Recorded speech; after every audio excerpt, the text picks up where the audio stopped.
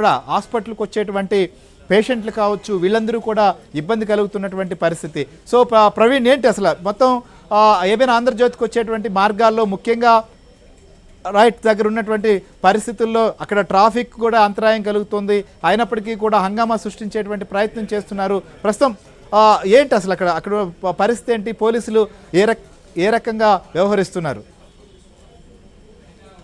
Right, ప్రస్తుతం మనకు ఇదే అంశానికి సంబంధించినటువంటి అంశం పైన ఆంధ్రప్రదేశ్ హోంమంత్రి అనిత గారు కూడా మనతో పాటు ఫోన్ లైవ్లో జాయిన్ అయ్యారు. నమస్తే మేడం. వైఎస్ఆర్సీపీ సంబంధించిన నాయకులు, కొంతమంది శ్రేణులు, మోకలు ఏవైనా ఆంధ్రజ్యోతి కార్యాలయం వద్దకు వచ్చి ఇక్కడ మహిళల పేరుతో ప్లకార్డులు పెట్టుకొని ఇక్కడ నిరసన తెలిపేటువంటి ప్రయత్నం, భయభ్రాంతులకు గురి చేసేటువంటి ప్రయత్నం చేస్తామని నిన్నటి నుంచి చేస్తున్నారు. అందులో భాగంగానే ఇక్కడికి కూడా వచ్చారు. సో వీకెండ్ కామెంట్ బై ఆర్కేలో వేమూరి రాధాకృష్ణ గారు ప్రభుత్వంలో ఉన్నటువంటి అంశాలను కానీ అన్ని విషయాలపైన ఎప్పటికప్పుడు ప్రజలకు ఏం కోరుకుంటున్నారో విధంగా కథనాలు వస్తూ ఉంటాయి. అందులో భాగంగా రాసినటువంటి అంశమే తప్ప మరొకటి కాదు. కానీ దీన్ని ఇలా సృష్టించడం, మహిళలను ఆపాదించేదో చేయాలని చూడడాన్ని ఎట్లా చూడాలి?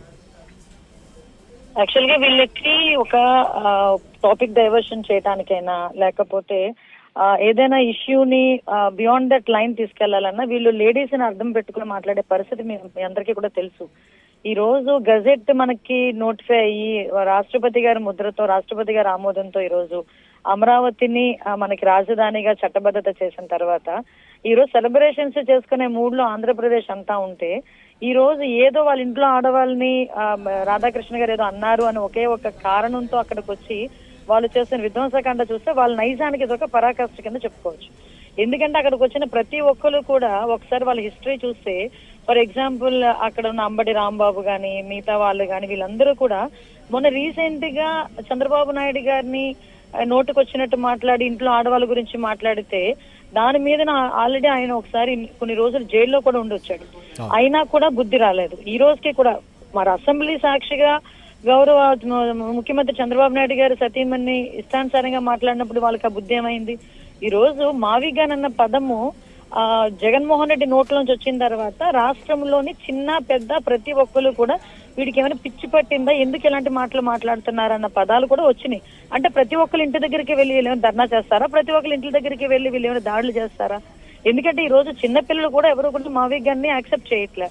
అందులో చాలా క్లియర్. ఎందుకంటే కొంచెం ఆలోచన సరళి ఉండి ఆలోచనించే జ్ఞానం ఉన్న ఏ రాజకీయ నాయకుడైనా మొన్నటి వరకు అమరావతికి యాక్సెప్ట్ చేసి ఆ ప్రతిపక్షంలో ఉన్నప్పుడు అధికారంలోకి వచ్చేసిన తర్వాత 3 రాజధానులు అని చెప్పి విశాఖపట్నాన్ని ఎత్తి మీద పెట్టుకుంటామని చెప్పి మళ్ళా ఈ రోజు ఎగ్గైన్ మళ్ళీ అధికారం పోయిన తర్వాత మళ్ళా ఇంకో 3 పేర్లతో కలిపి ఒక మావిగాని ఇచ్చారంటే అది నిజంగా విజ్ఞత కలిగిన వాడు కానీ మినిమం కామన్ సెన్స్ ఉన్నవాడు ఎవడైనా కూడా నవ్వుకుంటాడు.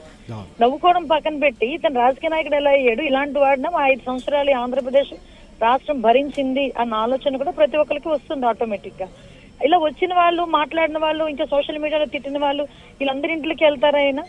నిజంగా ఈ రోజు నేను ఒకటేంటంటే సమర్థించాలి కొన్ని సందర్భాల్లో రాధాకృష్ణ గారిని. ఎందుకంటే విజ్ఞతతో ఆలోచించాలి ఏ రాజకీయ నాయకుడైనా. ఈ రోజు అతను మావిగాన్ అన్నాడని అరే మావిగాన్ అన్న పదం మీ నోటి నుంచి రాకూడదని చెప్పాల్సింది పోయి దాన్ని చూసి చంద్రబాబు నాయుడు గారు అడిలిపోయారు అలాగా ఇలాగా అని చెప్పి, అంటే లిటరల్లీ నంది అంటే నంది, పంది అంటే పంది అనే రకంగానే ఉన్నారు వాళ్ళు, వారి ఉద్దేశం.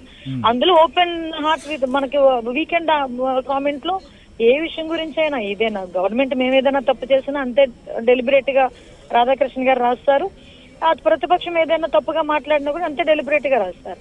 ఇప్పుడు పత్రికా స్వేచ్ఛని వీళ్ళైతే పత్రికా సాక్షిలో నోటికి వచ్చినట్టు రాయొచ్చు, సాక్షిలో అబద్ధాలు రాయొచ్చు. దాని గురించి సాక్షి ఆఫీస్ ముందు ఎందుకు ధర్నా చేసే పరిస్థితి ఏంటండి? ఈ రోజు వాళ్ళు రాసిన అబద్ధపు కథనాలు సాక్షిలో ఉండి ధర్నాలు చేసే పరిస్థితి వస్తే ఈ రోజు రాష్ట్రంలో 50% వెళ్ళి సాక్షి ఆఫీసుల ముందు ధర్నా చేయాలి, సాక్షి ఆఫీస్ మొదలుకొట్టాలి.